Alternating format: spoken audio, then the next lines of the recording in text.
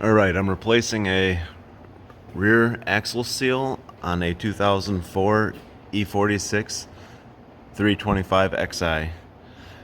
All I've done so far is taken the nuts off the hangers and then just lowering it down. I'm not releasing this front pipe here because these flanges are always really rusty, so I'm just leaving it all intact, lowering the mounts, and then just kind of hanging the exhaust down a little bit.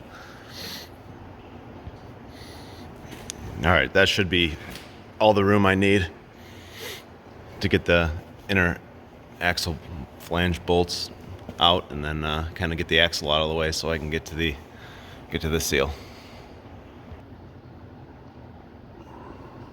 This is what I found to be the best combination to get those nuts for me. It's a stubby 1/2-inch drive impact with a swivel and a inverted Torx bit. Fit it right up there like this, and I can get it on there and just do that and then spin it around and get them all loose.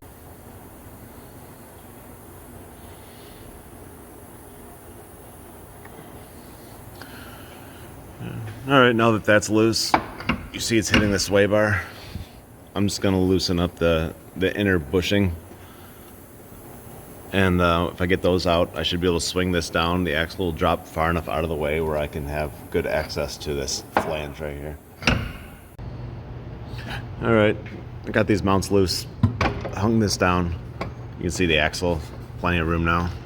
Just take this and I can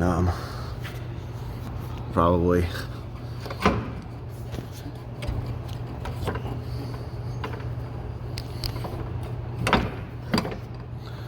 yeah, that's good enough.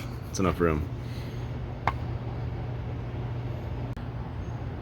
It's real easy to get this flange out of here. I just get a pry bar, put it up against the case like that, and then just push.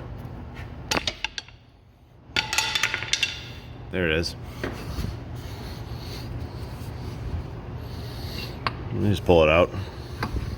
There's enough room, just fits right through. Here it is.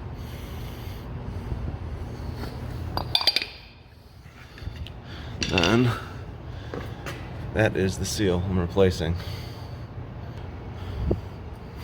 Use the same pry bar that you used to pop it out of the rear diff to pull the seal out. You just get it in there, make sure you don't scratch where the seal actually seals up against the case, so don't put it in too far, and then you can just push a little bit.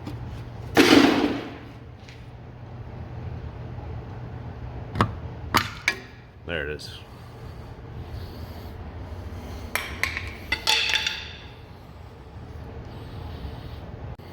When you're installing the new seal, I just kind of get it pushed into place a little bit by hand.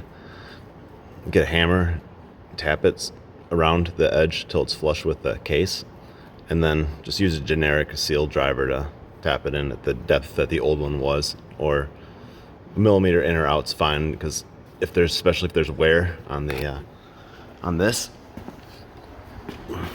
because you don't want it riding on the same groove, because it'll be more likely to leak. Alright, I tapped the new one in about a millimeter further than it was. Should be fine. It'll just run on a clear area on the yoke, or whatever you want to call it. So I'm just going to clean this with some Scotch-Brite, put it back in there, and just tap it with a hammer. It'll pop right back into place. It's really easy. Alright, tapped it back into place. You can see it's all the way in. Pulled down a little bit. It's seated the way it should be. The little clips back where it needs to be. And I'm just going to spray this off with some brake clean. Make sure it's nice and clean. Alright, I bolted it back up. Put some blue Loctite on all those fasteners. Now I'm gonna actually make sure they're tight by hand with the ratchet and a short extension. Alright, sway bar mounts back in. There's just one bolt on each of these up top. I just loosen and tighten back up again. It's super easy. back up there. We should be good. I'll add some fluid and that's all.